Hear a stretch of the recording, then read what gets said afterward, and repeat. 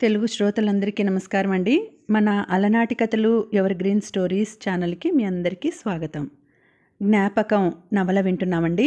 రచన శ్రీమతి అంగులూరి అంజనీదేవి గారు. ఇక ఆలస్యం చేయకుండా మనం కథలోకి వెళ్ళిపోదామండి. వీడియో చూసిన వెంటనే లైక్ చేసి షేర్ చేసి తప్పకుండా సబ్స్క్రైబ్ చేసుకోండి. మన ఛానల్ని బెల్ ఐకాన్ యాక్టివేట్ చేసుకోండి. ఓరి నాయనో, ఇవాళ పోలయ్యకు మూడింది అనుకున్నారు అక్కడ వాళ్ళ సంభాషణ విన్నవాళ్ళు. ఏం చేయాలో తోచక మొద్దు పోలయ్య గుండె గొంతులోకి వచ్చినట్లయింది. సంలేఖ మొబైల్ రింగ్ అయింది. స్క్రీన్ మీద జయంత్ నెంబర్. ఆ నెంబర్ చూడగానే సంలేఖ గుండెలో చిన్న తొట్టుపాటు, ఆనందం, ఆత్మీయత కలబోసుకున్న మరింత చిన్న ఉలికిపాటు. చాలా రోజుల తర్వాత వస్తున్న ఫోన్ అది. ఎంత ప్రేమ, ఎంత లాలింపుతో పలుకుతుందో అతని గొంతు. ఆశ, ఏదో ఆశ. ఇప్పుడే కొత్తగా జయంత్ గొంతు వినబోతున్నంత సంబరం. ఏ స్త్రీకైనా కొన్నాళ్ళు ఎడబాటు తర్వాత భర్తతో కలయిక ఊహాతీతంగా అనిపిస్తుంది, మధురంగా అనిపిస్తుంది, ఎప్పుడెప్పుడా అనిపిస్తుంది. గండు తుమ్మెదలా జుమ్మని ఆ గొంతు విని ఎన్నో యుగాలైనట్లు ఆత్రంగా మొబైల్ అందుకొని లిఫ్ట్ చేసింది. ఆమె నోరు విప్పి హలో అనే లోపలే అవతల వైపు నుండి జయంత్ నిన్న భరద్వాజ్ మాస్టారు కలిశాడు. హైదరాబాదులో ఏదో పని ఉండి వచ్చాడట. ఆయన చెప్పేంతవరకు తెలియదు నాకు. మీ నాన్నకు సమాధి కట్టిస్తున్నావట అన్నాడు. అవును, కట్టిస్తున్నాను. పని మొత్తం దగ్గరుండి ముద్దుపోలయ్యనే చూసుకుంటున్నాడు. ఇంకెంతలేండి, ఆ పని కూడా అయిపోవచ్చింది. ఇది ముందుగా మీతో చెబితే మీరు ఒప్పుకోకపోవచ్చు. నా మనసు బాధపడుతుంది. అలా అని మిమ్మల్ని నేను ఏమీ అనలేను. అంటే మీరు బాధపడతారు, అందుకే చెప్పలేదు. ఈ బాధలన్నీ పక్కన పెట్టు. మార్బుల్స్ కూడా వేస్తున్నావట? అవును, వేస్తున్నాను అంది. నీకేమైనా డబ్బులు ఎక్కువయ్యాయా అన్నాడు. చర్రున కాలింది సంలేఖకు. ఇతనెవరు తననలా అనడానికి? భర్త అయితే కావచ్చు. అసలు భర్త అనేవాడు ఎలా ఉండాలి? ప్రేమ లేదు, బాధ్యత లేదు, ఓదార్పు లేదు. ఎప్పుడు చూసినా దండింపు, కోపం, అసూయ, ద్వేషం. ఇలాగేనా భర్త ఉండేది? ఆమె అంతవరకు ఎంతో ప్రియంగా ఊహించుకున్న అతని స్వరం కాకి అరుపులా కర్ణ కఠోరంగా అనిపించింది. మాట్లాడవేం? ఏం మాట్లాడమంటారు? మీరు కాకుండా ఈ మాట ఇంకే వెధవ అడిగి ఉన్నా నా సమాధానం తిట్లతోనే మొదలయ్యేది. డబ్బు వాసనతో జీవితాలను పీల్చుకునే వెధవలకి మనుషుల వాసన, మనుషులతో ఉండాల్సిన అనుబంధాలు, వాటి తాలూకు ఆనందం ఎలా తెలుస్తుంది? చూడండి, మీరు అడిగారు కాబట్టి చెబుతున్నాను. నేను మా నాన్నకి సమాధి కట్టించేది డబ్బులు ఎక్కువై కాదు, మమకారంతో కట్టిస్తున్నాను. మా నాన్నను మర్చిపోకుండా ఉండటం కోసం కట్టిస్తున్నాను. దాన్ని చూసినప్పుడు మా నాన్నను చూసినట్లే ఉంటుందని కట్టిస్తున్నాను. ఏ స్వార్థం లేకుండా ఎవరూ ఏ పని చెయ్యరు. నేను కూడా అంతే అంది. ఇంతకన్నా చండాలపు ఆలోచన ఇంకొకటి ఉందా? ఇక్కడ మన కారుకి తీసుకున్న లోన్ అలాగే ఉంది. ఇక్కడ దీన్ని వదిలేసి అక్కడికెళ్ళి నువ్వు చేస్తున్న పని అదా? అసలు నీకు ఆ డబ్బులు ఎక్కడివి? నేను అడిగితే 1,00,000 ఇచ్చావు అంటూ అరిచాడు జయంత్. అతనికి సంలేఖ చేస్తున్న పని బొత్తిగా నచ్చట్లేదు. సంలేఖ నిట్టూర్చి ఇతనికి లక్షలు తప్ప లక్ష్యం లేదు. అప్పుడేదో పట్టుదలగా చదివాడు. చదివితే అన్ని విలువలు తెలుస్తాయి అని అనుకుందే కానీ అది ఒట్టిమాట. అతని మాటలు వినాలనిపించక కాల్ కట్ చేయకుండానే మొబైల్ని టీపాయ్ మీద పెట్టింది. మొబైల్ అదిరేలా అతను అవతల వైపున అరుస్తూనే ఉన్నాడు. ఇంతలో శ్రీలతమ్మ, నువ్వాగు జయంత్, దాంతో నేను మాట్లాడతాను అంటూ జయంత్ దగ్గర నుండి మొబైల్ లాక్కుని హలో హలో హలో అంది. అవతల వైపున ఉన్న సంలేఖకు అత్తగారు లైన్లోకి వచ్చినట్లు అర్థమై జయంత్ మాటలకి అప్పటికే పట్టు సడలి తూలి పడబోతున్న శరీరాన్ని అదుపులోకి తెచ్చుకుంటూ టీపాయ్ మీద ఉన్న సెల్ ఫోన్ అందుకుని చెప్పండత్తయ్య అంది. ఆమె ఇప్పటికీ వాళ్లతో ఇంత సహనంగా మాట్లాడుతుంది అంటే జీవితంలో ఎదురైన సంఘటనలు ఆమెను పరిపూర్ణురాలిని చేయటం వల్లనే కావచ్చు. ఏమే లేక, మీ నాన్నకి సమాధి ఎందుకు కట్టిస్తున్నావే? ఎందుకంటే నేను ఈ మధ్య చదివిన ఎండమూరి యుగాంతం, మయన్ క్యాలెండర్, డూమ్స్డేకి సంబంధించిన పుస్తకాల ప్రభావం వల్ల. వెటకారమా? పుస్తకాల ప్రభావం అంటున్నావు? అలాంటిదేం లేదత్తయ్య. అది చదివాక 2012లో యుగాంతమని తెలిసింది. ఎలాగూ అంతమైపోతున్నాం కాబట్టి నాకు నచ్చిన పని చేద్దామనుకున్నాను. ఎంత యుగాంతం అయితే మాత్రం ఇలాంటి పనా? అంటూ చెయ్యరాని పని చేస్తున్నంత ఎక్స్ప్రెషన్ ఇచ్చింది. వినీల కూడా మొదట్లో ఇలాగే ధూమ్ధామ్ అంటూ ఎగిరింది. ఆ తర్వాత ఎవరో నీకెందుకే విని, నీ సొమ్మేం కాదుగా, రాజారాంకి వచ్చే డబ్బుల్ని పైసా పక్కకి పోకుండా దాచుకుంటే సరి అని అన్నారని ఆగిపోయింది. శ్రీలతమ్మ మాటలకి ఎక్కువసేపు సమాధానం ఇవ్వకుండా ఆగితే ఆమెకి బీపీ పెరుగుతుందని, నేను చేసేది మంచి పనే అని చాలామంది అంటున్నారత్తయ్యా, అందుకే మార్బల్స్ కూడా వేస్తున్నాను అంది వీలైనంత గట్టిగా. ఎంత గట్టిగా అంటే అవతల వైపున ఉన్నది చెవిటి మనిషి అన్నంత గట్టిగా. సమలేఖ గొంతు పక్కనే ఉన్న జయంత్కి వినిపిస్తోంది. అతనిలో ఉక్రోషం, ఉద్రేకం పెరుగుతోంది. దగ్గరుంటే కొట్టేవాడే. శ్రీలతమ్మ బావురు కప్పలా నోరు తెరిచి గుండెలు కొట్టుకుంటూ, మార్బుల్స్ వేస్తున్నావా అంది. ఆ వేయిస్తున్నాను అంది మరింత పెద్ద గొంతుతో సమలేఖ. అసలు మీ నాన్నకి సమాధి కట్టించటమే దండగా, పైగా మార్బుల్సా? ఏమిచ్చి చచ్చాడే నీకు? మా నాన్న నాకు ఈ ఇల్లు ఇచ్చాడో, బ్యాంకు బ్యాలెన్స్ ఇచ్చాడో, బోలెడు బంగారం ఇచ్చాడో, అయినా నేను మా నాన్నకే కట్టించలేదు. మీ నాన్నకెందుకే అంది. మీ నాన్నకి మీరు పుట్టారు గనక కట్టించలేదు. అదే నేను పుట్టి ఉంటే కట్టించేదాన్నేమో. చూడండి అత్తయ్య, ఎవరు ఎవరికి ఏమిచ్చారన్నది కాదు, మనం ఇతరులకి ఏమిచ్చామన్నది ముఖ్యం. మీ నాన్న మీకు ఇల్లు ఇచ్చారని గర్వంగా చెప్తున్నారే, కనీసం మీరు ఆ కృతజ్ఞత కోసమైనా మీ నాన్నగారి పేరును ఆ గేటు పక్కన రాయించారా? లేదు, మీ పేరును రాయించుకున్నారో. మీరు వెళ్ళిపోయాక మధ్యలో అందుకొని, ఏంటి నేను వెళ్ళిపోతానా కొట్టేదానిలా అరిచింది. ఆహా, మీరు వెళ్ళిపోరు, ఎప్పటికీ ఇక్కడే ఉంటారు. కానీ ఒకవేళ పొరపాటున మీరు వెళ్ళిపోతే మీ కొడుకు మీ పేరు ఉంచుతాడా? ఉంచడు. ఆయన పేరు రాయించుకుంటాడు. ఒక్క పేరు చెరిపి పేరు చెక్కించుకోలేనిది ఎక్కడో తెలుసా? సమాధి మీదనే. ఫలానా పేరుగల మనిషి ఒకప్పుడు ఈ భూమి మీద తిరిగాడని తెలిసేది కూడా సమాధి వల్లనే. అందుకే ఈ సమాధి గల వ్యక్తి పుట్టింది, మరణించింది ఈ తారీఖున అంటూ సమాధి మీద స్పష్టంగా రాస్తుంటారు. ఇళ్ల మీద, బంగారం మీద, కార్ల మీద, అకౌంట్ పుస్తకాల మీద, చివరికి ఓటర్ ఐడి మీద ఉండే పేరు కూడా ఆ మనిషి జీవించి ఉన్నంత వరకే వర్తిస్తుంది. ఆ తర్వాత అనుకునేవాళ్లే ఉండరు. ఇది మన జీవితం అంది.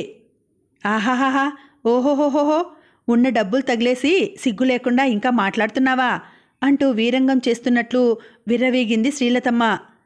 వెచ్చటి నెత్తురు ముఖంలోకి తన్నుకొచ్చినట్లయి, అత్తయ్య, నేనెవరి డబ్బులో తగలయ్యలేదు. మాట్లాడే ముందు సంస్కారం అనే పదాన్ని గుర్తు చేసుకొని మాట్లాడితే బాగుంటుంది అంటూ కాల్ కట్ చేసింది. అప్పటికే ఉగ్రరూపం దాల్చి ఉన్న జయంత్ దాని పొగరు అణిగే రోజులు దగ్గరపడ్డాయి. తొందరెందుకమ్మా అన్నాడు. చాలాసేపటి వరకు జయంత్ భార్య మీద కోపంతో రొప్పుతూనే ఉన్నాడు.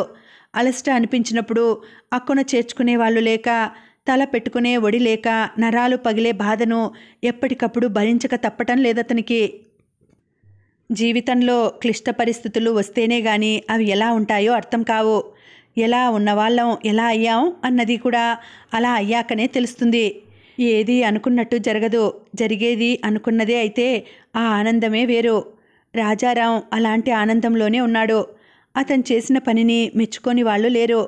తను చేసిన పనికి అంత రెస్పాన్స్ వస్తుందనుకోలేదు. ఏదో తన సంతృప్తి కోసం చేశాడు. 2 రోజులుగా అన్నం తినకుండా భర్త చేసిన పని నచ్చక బాధపడుతోంది వినీల. పేషెంటులా తయారైంది.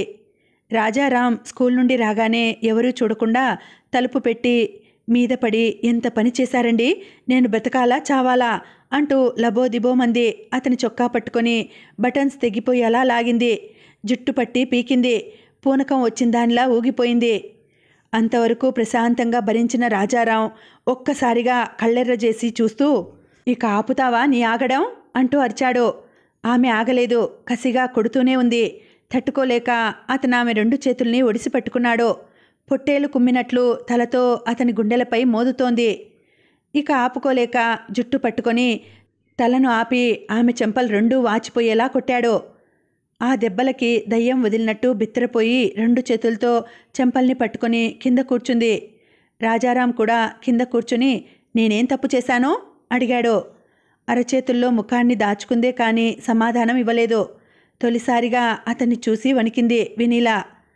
ఆమె చేతుల్ని నెమ్మదిగా తొలగిస్తూ, చెప్పు, నేనేం తప్పు చేశానో అంటూ లేచి నిలబడ్డాడు. చొక్కాను సవరించుకొని జుట్టులోకి వేళ్లు పోనిచ్చి వెనక్కి నెట్టుకున్నాడు. వెళ్ళి కిటికీ పక్కన నిలబడి దూరంగా చూస్తున్నాడు. నొప్పిగా ఉన్న చెంపల్ని చేతులతో తడుముకొని కన్నీళ్లను మోచేతులతో తుడుచుకొని, మీకు నాకన్నా ఆ వికలాంగులే ఎక్కువయ్యారా?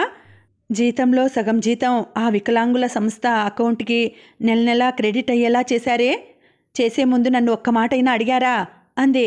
ఆమె గొంతు చాలా నీరసంగా వినిపిస్తోంది. కొన్ని పనులు చేయాలనుకున్నప్పుడు రెండో వ్యక్తితో సంప్రదింపులుంటే ఆ పనులు జరగవు. అలా జరగొద్దనే నేనెవరితో చెప్పలేదు. కనీసం నాతో కూడా. నువ్వు నాకు ఎవరికన్నా ఎక్కువ? నాకన్నా ఎక్కువ? బిత్తరపోయింది. అతను ఆమె వైపు చూడకుండా, నిజానికి నాకీ ఆలోచన వచ్చేదే కాదు అన్నాడు. మరెందుకొచ్చింది? అంది. నాకు కాళ్ళు లేనప్పుడు నేను చాలా బాధలు పడ్డాను. ఆ బాధలే నన్నిలా ఆలోచింపజేశాయి. మీరేం బాధలు పడ్డారు? నేను కదా బాధలు పడింది. అందరి మొగుళ్ళకి కాళ్ళున్నాయి, నా మొగుడికే కాళ్ళు లేవని నేను ఏడవని రోజు లేదు తెలుసా? తిలక్కైతే మీకు కాళ్ళు లేవని నన్ను లోకువుగా చూసి రోజూ గొడవ పడేవాడు. నాకొచ్చిన సమస్య నీ కన్నీళ్లతో గొడవలతో తీరేది కాదు. నాకు దూరంగా నిలబడి ఎవరెంత బాధపడి ఏం లాభం? ఆ సమయంలో నన్ను చూసేవాళ్ళు లేక, మంచంలోంచి లేపి నడిపించేవాళ్ళు లేక, ఓహ్, చివరికి తిలక్ కూడా వెళ్ళిపోయాడు. ఎంత బ్రతిమలాడినా ఆగలేదు. నీకు కూడా నేనిలా లేచి నడుస్తానన్న నమ్మకం లేకనే నిర్లక్ష్యంగా చూశావు అన్నాడు. కనురెప్పలు ఆర్పుతూ అలాగే చూస్తోంది వినీల. దానికి నిన్ను నేనేం తప్పుపట్టడం లేదు. నేనున్న స్థితిలో ఈయన వల్ల నాకేంటి అన్నది నీకు కూడా ఉండొచ్చు. నువ్వు కూడా తిలక్ లాంటి మనిషివే కదా. నాకు తెలుసు ఎవరి ఎక్స్పెక్టేషన్స్ వాళ్ళకు ఉంటాయని. అలా లేకుండా సేవ చేయటం అందరికీ సాధ్యమవుతుందా అన్నాడు.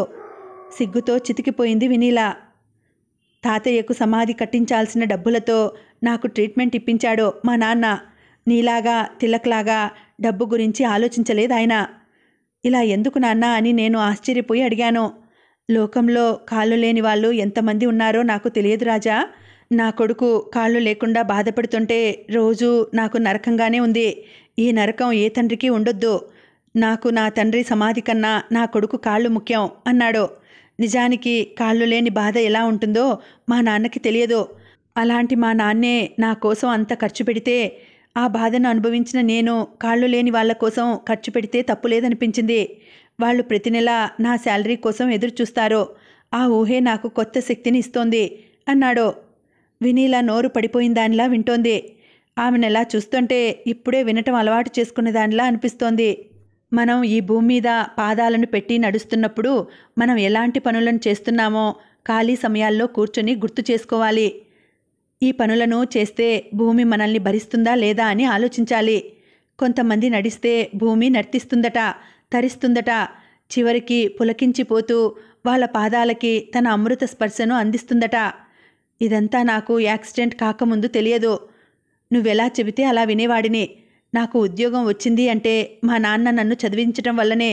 దానికోసం ఆయన అప్పులు చేశాడు. అవి తీర్చుకుంటూ తిలక్ని నిర్లక్ష్యం చేశాడు. అది ఆయన కావాలని చేసింది కాదు. ఆయన శక్తి నాతోనే తగ్గిపోయింది. అలాంటప్పుడు నేను తిలక్ని చూడాలా వద్దా? నా చెల్లెలి బాధ్యత నాకు ఉందా లేదా? ఇలాంటి కుటుంబంలోకి కోడలిగా వస్తున్నప్పుడు నీలాంటి వాళ్ళు ఇవన్నీ ఆలోచించాలి. అది మానేసి నన్నే నీ గుప్పెట్లో పెట్టుకున్నావు. నేను కూడా చాలా ఈజీగా మారిపోయాను. నేనే కాదు, భార్య చెప్పే ప్రతి మాట వేదం అనుకునేవాళ్ళు ఈ భూమి మీద చాలామంది మగవాళ్లే ఉన్నారు. వాళ్ళందరి మాట ఏమో కానీ నాకు మాత్రం ఈ భూమి మీద నడిచే అర్హత లేదనే నాకు ఆ యాక్సిడెంట్ అయింది. ఎంతో క్షోభను అనుభవించాను. ఇక ఎప్పటికీ అలాగే మంచంలో ఉంటాననుకున్న నాకు తిరిగి కాళ్ళొచ్చాయి. అందరిలాగా నడుస్తానో లేదో అనుకున్న నేను ఇప్పుడు నడుస్తున్నాను. నడక పోయాక నడక వచ్చాక ఉన్న తేడాను తెలుసుకున్నాను. నేను నడవలేనప్పుడు ప్రతిరోజు మంచంలో పడుకొని ఈ నేలను చూసి ఏడ్చేవాడిని.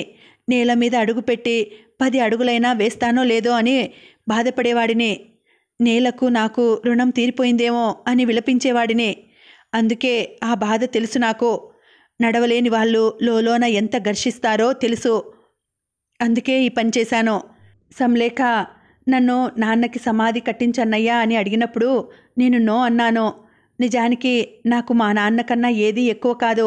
అయినా ఎందుకు నో అన్నానంటే నా వైపు నుండి నేను ఏ పని చేసినా మా నాన్నకి సంతోషం కలిగించేదై ఉండాలి. ఇప్పుడు మా నాన్నగారి ఆత్మ నేను చేసిన పనికి నిజంగానే నర్తిస్తుంది. ఆనంద తాండవం చేస్తుంది. అంతేకాదు, అనాథలైన వికలాంగుల కోసం నేను చేసిన ఆర్థిక సహాయం నా జన్మకు అర్థాన్నిస్తోంది, మనోనిబ్బరాన్నిస్తోంది. ఇప్పటి నుండి నేను బ్రతికేది వికలాంగుల కోసమే అన్నాడు. నా కోసం కాదా అంది బలవంతంగా గొంతు పెగుల్చుకొని వినీలా. అతను కిటికీ దగ్గరే నిలబడి నవ్వాడు. ఆమె వైపు చూడలేదు. బయటకే చూస్తూ, ఇలాంటి మాటలు పెళ్లినాటి ప్రమాణాలు వినటానికి సొంపుగా ఉంటాయి అనిపిస్తాయి. అవి నిజంగా నిజమైతే నాకు కాళ్ళు లేనప్పుడు ఒంటరివాడిని ఎందుకయ్యాను? అందుకే నా కోసం నీ కోసం అనే పదాలను పక్కన పెట్టి మన కోసం మనం బ్రతుకుదాం. ఎవరు ఎవరి కోసం బ్రతకనవసరం లేదు. అయినా నీకు నేనేం తక్కువ చేస్తున్నా? తిండి, నీడ, బట్టలు, రక్షణ అన్నీ ఇస్తున్నానుగా అన్నాడు. బోరున ఏడ్చింది వినీలా. అరే, ఎందుకేడుస్తున్నావు? అమ్మ 2 గాజులు కూడా నీకే. పాపం సంలేక నరాలు తెగేలా నవలలు రాసి సంపాదించి మా నాన్నకి సమాధి కట్టించింది. మొన్న మన పక్క ఊరతను కనిపించి మీ చెల్లెలు మీ ఇంటి పేరును దారిన పోయే వాళ్ళందరికీ తెలిసేలా చేసిందయ్యా రాజయ్య అన్నాడు. నువ్వు ఏడవకు. నీకు ఏ విధంగా చూసినా పైసా లాస్ రాదు. పైసామే పరమాత్మ అన్నాడు చేతులు 2 గాల్లోకి లేపుతూ. వినీలా ఏడుపు ఆపి ఒక్క ఉదుటున లేచి వెళ్ళి రాజారాం కాళ్లను చుట్టేసింది. రాజారాం కిందికి చూసి, ఏంటే కాళ్ళు చుట్టుకున్నావు? లాగి పడేస్తావా నన్ను అన్నాడు. కాదండి, నన్ను క్షమించండి అంది. ఆశ్చర్యం కన్నా ఆనందమే ఎక్కువ కలిగింది రాజారాంకి. ఆమెను 2 చేతులతో లేపి గుండెలకి అదుముకున్నాడు. శ్రీలతమ్మకు ఉన్నట్టుండి బీపీ పూర్తిగా డౌన్ అయింది. లేస్తే కళ్ళు తిరుగుతున్నాయి. బలవంతంగా లేచి తిరిగి 3 సార్లు క్రింద పడింది. లేచి తిరగకపోతే చేసి పెట్టేవాళ్ళు లేక 2 రోజులు ఇబ్బంది పడింది. 3వ రోజు లతను పిలిపించుకుంది. లత వచ్చిన రోజు తల్లినే కనిపెట్టుకొని, మమ్మీ ఏం కావాలి? అది కావాలా, ఇది కావాలా అంటూ అడిగి మరీ చేసి పెట్టింది. 2 రోజులు గడిచాక, నాకు మా ఆయన గుర్తుకొస్తున్నాడు, ఆయన్ని చూడకుండా ఎన్ని రోజులుండాలి అంది. శ్రీలతమ్మ నెవరిపోయి, ఇంతకుముందు ఎప్పుడొచ్చినా నెలలు ఉండేదానివిగా. ఇప్పుడు నువ్వు ఉండకపోతే నాకు, డాడీకి, అన్నయ్యకు ఎవరండి పెడతారు? పని మనిషి కూడా నేను తిరగలేనని తెలిసి కేకలేసి మొత్తుకున్నా నా మాట సరిగా వినటం లేదు. ఉండవే, వెళ్దూగాని అంటూ బ్రతిమాలింది. అప్పుడంటే ఆయన మీద అలిగి వచ్చేదాన్ని. ఆయన మాత్రం నేనిక్కడే ఉంటే ఒప్పుకుంటాడా? అయినా నేనేమైనా నీ కోడలినా మమ్మీ ఇక్కడే ఉండడానికి? కూతుర్ని ఎప్పుడన్నా 4 రోజులు ఉందామని వచ్చినా, ఎప్పుడెళ్తావు లత అని నువ్వేగా అడుగుతుంటావు. ఇప్పుడు నాకెలా ఉండబుద్ధి అవుతుంది? నాకు మాత్రం ఆత్మాభిమానం ఉండదా అంది. ఎంతైనా తల్లిని కదా లత, తప్పులెంచుతావా? అది ఇలాంటి పరిస్థితిలో కనీసం నీకు నా మీద జాలిగానైనా లేదా అంది లేచి కూర్చోలేక అలాగే పడుకొని. ఉంటే నన్నేం చేయమంటావు? పెద్ద వదినకి ఫోన్ చేసి రమ్మని చెప్పు, పరిగెత్తుకుంటూ వస్తుంది. నేను వెళ్తున్నా అంటూ విసుక్కుంటూ ఆగకుండా వెళ్ళిపోయింది లత. ఈ మధ్యన జయంత్ కూడా తల్లి దగ్గర ఎక్కువసేపు కూర్చోవడం లేదు. ఆమె హుషారుగా తిరుగుతున్న రోజుల్లో ఆఫీస్ నుండి రాగానే ఆమె ఇచ్చిన కాఫీ తాగి తన గదిలోకి వెళ్ళేవాడు. ఇప్పుడు ఇంటికి ఒక టైం అంటూ రావడం లేదు. ఎక్కువగా ఆఫీస్లోనే గడుపుతున్నాడు. ఎప్పుడు చూసినా అతని ముఖంలో స్ట్రెస్ తప్ప ప్రశాంతత ఉండడం లేదు. మాటలు కూడా చాలా అసహనంగా మాట్లాడుతూ తల్లితో కానీ తండ్రితో కానీ ఎక్కువసేపు మాట్లాడటం లేదు. భర్తను పిలిచి పెద్ద కోడలికి ఫోన్ చేయమని చెప్పింది. ఆయన కాల్ కలిపి భార్య చేతికి ఇచ్చాడు. అవతల వైపు నుండి పెద్ద కోడలు మాట్లాడుతుంటే శ్రీలతమ్మ తన బాధంతా చెప్పుకుంది. కన్నీళ్లు కూడా పెట్టుకుంది. అత్తయ్య, మీకు ఆరోగ్యం బాగాలేదంటే నాకు బాధగా ఉంది. ఆయనకు చెప్పినా బాధపడతారు. మేము అక్కడే ఉంటే ఏం కాదు, కానీ ఇప్పుడు నేను నా పిల్లల్ని మా ఆయన్ని వదిలేసి వచ్చి మీకు సేవలు చేయాలంటే ఏ రకంగా చూసినా వీలు కాదు. మీరేగా అప్పుడు చిన్న కొడుకును ఇంట్లో ఉంచుకొని మమ్మల్ని వెళ్ళగొట్టింది. లేకుంటే మేము ఈ ఉప్పలు వచ్చేవాళ్ళమా అంటూ మెత్తమెత్తగా మొత్తింది మాటలతో. శ్రీలతమ్మ బాధపడుతుంటే ఒకరోజు వచ్చి సాయంత్రం వరకు మీ దగ్గరే ఉంటాం, మీరేం బాధపడకండి, మామయ్య గారిని జయంతిని అడిగినట్లు చెప్పండి. పిల్లలు ఎప్పుడు చూసినా నానమ్మ నానమ్మ అంటూ మిమ్మల్ని కలవరిస్తుంటారు. ఉంటానత్తయ్య, పనుంది, మా ఆయన ఇంటికొచ్చే టైం అయింది అంటూ ఫోన్ పెట్టేసింది. వస్తున్న దుఃఖాన్ని ఆపుకుంటూ ఒంటరిగా అలాగే పడుకొని కళ్ళు మూసుకుంది శ్రీలతమ్మ. ఆమె భర్త వెటకారంగా నవ్వి, ఎప్పుడూ పడుకుని ఉండే రోగం నీకు భలే వచ్చింది కదే. మనిషివేమో బాగున్నావు, లేచి తిరగమంటే తిరగవు. ఎందుకైనా మంచిది అప్పుడప్పుడు లేచి తిరుగు, లేకుంటే నడుం పట్టుకుపోతుంది. ఎంతైనా రోజురోజుకి పనిదంగవైపోతున్నావు అంటూ బయటకెళ్ళాడు. ఆయన మాటల్లోని వ్యంగ్యం సూటిగా గుచ్చుకుంటూ శరీర బాధ కన్నా మనసు బాధే ఎక్కువైంది. జీవితంలో ఎప్పుడూ రానంత ఏడుపు వచ్చింది. కుమిలి కుమిలి ఏడ్చింది శ్రీలతమ్మ. ఒక ప్రభుత్వ పాఠశాల ఉపాధ్యాయుడన్న రాజారాం తనకి వచ్చే జీతంలో సగం జీతాన్ని వికలాంగులకి తన జీవితకాలం డొనేట్ చేయడం ఆ రోజు పేపర్లో ప్రత్యేకమైన వార్త అయింది. ఆ వార్త ప్రక్కనే తండ్రికి పాలరాతితో సమాధి కట్టించి తన రుణం తీర్చుకున్న తనయ ప్రముఖ రచయిత్రి సంలేఖ అన్న వార్త హైలైట్ అయింది. ఈ రెండు వార్తలు మెయిన్ పేపర్లో మొదటి పేజీలో ప్రముఖంగా వచ్చాయి. రాష్ట్ర వ్యాప్తంగా అందరి దృష్టికి వెళ్ళాయి. చాలామంది ఫోన్ల ద్వారా వాళ్లను అభినందించారు. జయంత్ ఆ వార్తల్ని చదివి నిర్ఘాంతపోయాడు. ఆ తర్వాత ఇది దిలీప్ పని అనుకున్నాడు. ఎంత జర్నలిస్ట్ అయితే మాత్రం దిలీప్కి ప్రతిదీ వార్తే.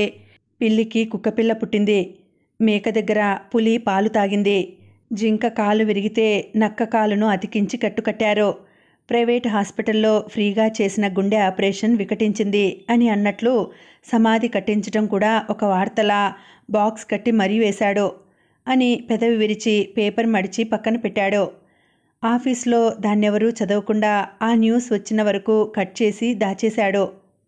ఇంటి దగ్గర పేపర్ చదివిన వాళ్ళు ఆఫీస్లో చర్చించుకుంటుంటే విని, నేను నీకేం ద్రోహం చేశాన్రా దిలీప్, సమాధి కట్టించడం కూడా ఒక వార్తలా వ్రాసావు అంటూ తల పట్టుకున్నాడు. భరద్వాజ మాస్టారు ఆ పేపర్ కటింగ్ను తన స్కూల్ పిల్లలందరూ చూసి చదువుకునేలా అతికించి పెట్టాడు. దిలీప్, హస్విత ఫోన్ చేసి సంలేఖకి, రాజారాంకి కంగ్రాట్స్ చెప్పారు. వినీల పేపర్ పట్టుకొచ్చి సులోచనమ్మకి చూపించింది. సులోచనమ్మ ఆ పేపర్లో ఒకవైపు కొడుకు పేరు, ఇంకోవైపు కూతురు పేరును చూసుకొని మురిసిపోయింది. శ్రీలతమ్మ పేపర్లో వచ్చిన వార్తను చూసి వెంటనే డ్రైవర్ని పిలిపించి కారులో ఆదిపురికి బయలుదేరింది. ఆమె వాలకం చూస్తుంటే ఏదోగా ఉంది. ఏమీ అర్థం కావట్లేదు. ఏం మాట్లాడితే ఏమంటుందోనన్నట్లు ఆమె భర్త ఆమెను కదిలించలేదు. ఒంటరిగానే బయలుదేరింది. ఆదిపురి ఇంకో 20 కిలోమీటర్ల దూరంలో ఉందనగా కారు ఆపాడు డ్రైవర్. ఎందుకు ఆపాడో అర్థం కాలేదు శ్రీలతమ్మకి. ఆమెకు క్షణం కూడా ఆలస్యం కాకుండా వెళ్ళాలని ఉంది. అందుకే అసహనంగా చూసింది. గ్లాస్ డోర్ తీసి ఎవరితోనో మాట్లాడి తిరిగి గ్లాస్ మూశాడు డ్రైవర్. అతన్ని ఈ మధ్యనే కొత్తగా పెట్టుకున్నారు. ఆమె చూస్తుండగానే కారు డోర్ తీసి డ్రైవర్ పక్కన కూర్చున్నాడు తిలక్. తిలక్ని చూసి వీడొచ్చాడేంటి కారులోకి అని ఆమె అనుకునే లోపలే డ్రైవర్ వెనక్కు చూసి, అమ్మా, ఇతను నాకు చాలా దగ్గర మిత్రుడు. కాలేజీ పిల్లలు స్ట్రైక్ చేస్తుంటే బస్సులు నడవటం లేదట. మనం వెళ్తున్న ఆదిపురికే వెళ్తున్నాడు. గనుల దగ్గర ఉంటాడు. అయితే మాత్రం నా పర్మిషన్ తీసుకోనవసరం లేదా అంటూ ఉరిమి చూసింది. తిలక్ వెనక్కి నిక్కి చూసి, అత్తయ్య, నేను తిలక్ని అన్నాడు. ఆమె అతన్ని అప్పుడే చూసినట్లు, ఓ నువ్వా తిలక్, ఎవరో అనుకున్నాను, కూర్చో అంది. తానొకటి తెలిస్తే దైవం ఒకటి తలిచినట్లు వీడిప్పుడే రావాలా అని మనసులో అనుకుంది శ్రీలతమ్మ. తిలక్ డ్రైవర్ని ఉద్దేశించి చీటికి మాటికి సమ్మెలంటూ, ఈ విద్యార్థులు ప్రజల్ని ఇబ్బంది పెడుతున్నారు. నేను ఉదయం నుండి బస్ కోసం వెయిట్ చేస్తున్నా. ఒక బస్ ఎక్కితే దాన్ని తగలబెట్టేశారు. బస్లోంచి ముందే దూకి ప్రాణాలను కాపాడుకున్నాను. విధవ సమ్మెల్లో ఎప్పుడు చూసినా ఇదే గోలా. నీకు తెలుసో లేదో, ఈ విద్యార్థుల్లో సగం మంది కాలేజీ ఎగ్గొట్టి తిరగడం కోసమే ఇలాంటి గ్యాంగుల్లో తిరుగుతుంటారు. వాళ్లల్లో ఒక్కరు కూడా ఉద్యమకారులు ఉండరు. గుంపులో గోవింద అన్నట్లు అరుచుకుంటూ తిరుగుతుంటారు అన్నాడు అతను ఉదయం నుండి పడిన ఇబ్బందిని చెబుతూ. నువ్వు కూడా కాలేజీలో ఉన్నప్పుడు అలాగే ఉండేవాడివిగా తిలక్. మా జయంత్ నీ గురించే చెప్పేవాడు. నువ్వు ఎవరు చెప్పినా వినేవాడివి కాదట. ఇప్పుడేంటి ఇలా మాట్లాడుతున్నావు అంది శ్రీలతమ్మ. తిలక్ వెనక్కి తిరిగి చూసి, అనుభవాలు అలా తగలడ్డాయత్తయ్య. వాటిల్లోంచి నేను నేర్చుకున్నదే చెబుతున్నా. లేకుంటే నేనిప్పుడిలా వచ్చేవాడిని కాను. వాళ్లల్లో ఒకడిగా జొరబడి ఇంకో 2 బస్సులు తగలబెట్టేవాడిని. విధ్వంసం చేయాలంటే ఎంతసేపు, సృష్టించాలంటేనే కష్టంగాని అన్నాడు. అబ్బో, ఏంటయ్యా తిలక్, నువ్వేనా మాట్లాడేది? నేనిప్పుడు మారానత్తయ్యా అన్నాడు. ఆమె నమ్మలేక, వీడు చెప్పేవన్నీ దొంగ మాటలు, ఎవరు నమ్ముతారు వీణ్ణి అనుకుంది. దొంగ ఎప్పుడూ దొంగలా ఉండాలని లేదుగా అత్తయ్య. ప్రపంచమే ఓ మార్పుల చిట్టా. మార్పు లేనిది ఎక్కడా అన్నాడు. మారితే మారావులే. డ్రైవర్ని మాట్లాడించకు. వాడికసలే ఈ రూట్ కొత్త. ఏ చెట్టుకి పుట్టకి ఎక్కిస్తాడోనని భయంగా ఉంది. మరి ఈ రూట్ ఎందుకో ఇంత ఇరుగ్గా ఏడ్చింది అంది. క్రీగంట ఆమెనే చూస్తూ, వీళ్ళ మనసులు విశాలమనో ఏమో రోడ్డును ఇరుకు చేసుకున్నారు. ప్లానే అలా ఉంది మరి అన్నాడు తిలక్. శ్రీలతమ్మకి తిలక్ మాటలు అర్థమై, నువ్వు నేను ఒకటే తిలక్, విశాలం ఇరుకు అంటూ నోరు జారకు, తిన్నగా రోడ్డు వైపు చూడు, మా డ్రైవర్కి రూటు చెప్పు అంది. తిలక్ మాట్లాడలేదు. డ్రైవర్కి వాళ్ళిద్దరి సంభాషణ చిత్రంగా అనిపిస్తోంది. దూరం నుండే రాఘవరాయుడి సమాధి తెల్లగా ఆయన పేరుతో సహా కనిపించి శ్రీలతమ్మ చూపులు దానిమీద పడ్డాయి. ఎంత బాగా కట్టించింది నా కోడలు అని మనసులో అనుకోకుండా ఉండలేకపోయింది. ఆరోగ్యం బాగాలేదని తెలిస్తేనే తప్పించుకు తిరిగే తన కొడుకు జయంత్, కూతురు లత, పెద్ద కొడుకు పెద్ద కోడలు తనకు ఇలాంటి సమాధిని కట్టిస్తారా అని కూడా అనుకుంది. ఎప్పుడైనా కార్లల్లో తిరిగేవాళ్ళు ఏది చెప్పుకోవాలన్నా డ్రైవర్తోనే చెప్పుకుంటుంటారు. అది మంచి కానీ చెడు కానీ, అంతకు మించిన ప్రపంచం వాళ్ళకి ఇంకొకటి ఉండదు. వాళ్ళు ఏది చెప్పినా సిన్సియర్గా వినగలిగేది కూడా డ్రైవర్లే. కన్న బిడ్డల కన్నా డ్రైవర్లే అందుబాటులో ఉంటారు వాళ్ళకి. అదిగో డ్రైవర్, ఆ సమాధిని నా కోడలే కట్టించింది. 2 కొడుకులు ఉండి కూడా వాళ్ళెవరూ కట్టించలేదు అంది గొప్పగా. సమాధి ముందు 2 కార్లు, కొందరు మనుషులు ఉండటం కనిపించి తిలక్ అటే చూస్తుండటంతో శ్రీలతమ్మ మాటల్ని వినలేదు. తిలక్ చూస్తుండగానే అక్కడ నిలబడి ఉన్న కార్లు వెళ్ళిపోయాయి. ఒక్క క్షణం చూసి వెళ్ళిపోతున్నారే కానీ అక్కడ ఎవరూ ఆగటం లేదు. చూసేవాళ్ళకి అదో సెంటర్ అట్రాక్షన్ అయింది. ఊరిలోంచి బయటకెళ్లాలన్నా, బయట నుండి ఊర్లోకి రావాలన్నా అదే ప్రధాన దారి. సమాధి దగ్గర నిలబడి ఉన్న పోలయ్యనే చూస్తూ, పాపం మొద్దు పోలయ్య అన్నాడు తిలక్. శ్రీలతమ్మ తిలక్ మాటలు విని, ఎవరిని తిలక్ పాపం అంటున్నావు అంది ఆమె కూడా బయటకు చూస్తూ.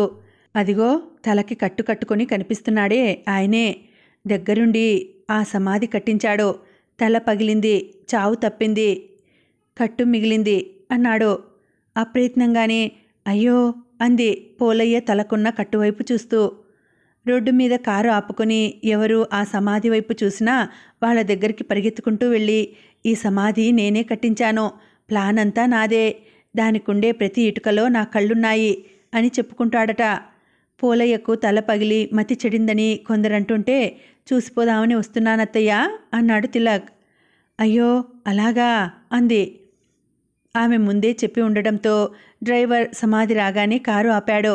తిలక్ వెంటనే డోర్ తీసుకొని అందరికన్నా ముందు కారు దిగి, పోలయ్య మావా, ఎంత పని జరిగింది, నీకు మతి చెడిందని తెలిసి వచ్చాను అంటూ ఏడ్చాడు. తిలక్ ఏడుపు చూసి అక్కడ ఉన్నవాళ్లు బిత్తరపోయారు. పోలయ్య తిలక్ భుజాలు పట్టుకొని తిన్నగా నిలబెట్టి, నువ్వు ఏడవాల్సింది నన్ను పట్టుకొని కాదు, అదిగో పాడుబడిపోయి ఉందే మీ తాతయ్య సమాధి, దాన్ని పట్టుకొని ఏడువు పో అన్నాడు. తాతయ్య సమాధిని చూడగానే నిజంగానే ఏడుపు వచ్చింది తిలక్కి. పగుళ్ళు బారి సిమెంట్ ఊడి వికారంగా కనిపిస్తోంది అది. దాని దగ్గరికి వెళ్ళి కూర్చున్నాడు. తలను సమాధికేసి కొట్టుకున్నాడు. పోలయ్యను చూస్తుంటే మతిలేని వాడిలా ఏమనిపించటం లేదు శ్రీలతమ్మకు. ఆమెను వెంటబెట్టుకుని చాలా దర్జాగా సమాధి చుట్టూ తిప్పి చూపించాడు. దాని పట్ల అతని అనుభవాలను, ఇబ్బందులను, చివరికి అది పూర్తయ్యాక ఎవరెలా మెచ్చుకుంటున్నది, సెల్ ఫోన్లలో ఫోటోలు తీసుకెళ్తున్నది చెప్పాడు. ఆమె సంలేఖ అత్తగారు కావటంతో ఆమెను చాలా జాగ్రత్తగా, గౌరవంగా చూసుకున్నాడు. శ్రీలతమ్మకి ఆరోగ్యం సరిగా లేనందువల్లనో ఏమో ఎక్కువసేపు నిలబడలేక రాఘవరాయుడు సమాధిని ఆసరా చేసుకుని నిలబడింది. 2 చేతులతో దాన్ని ఆత్మీయంగా తడుముతూ, పోలయ్య, నేను కూడా మీలాగే చాలా జీవితాన్ని చూశాను. కానీ మన ఇద్దరి అనుభవాలు, పరిసరాలు వేరు కావచ్చు. అయినా మన చుట్టూ ఉండే మనుషులు, వాళ్ళ తత్వాలు ఒకటే అయి ఉంటాయని నా అభిప్రాయం.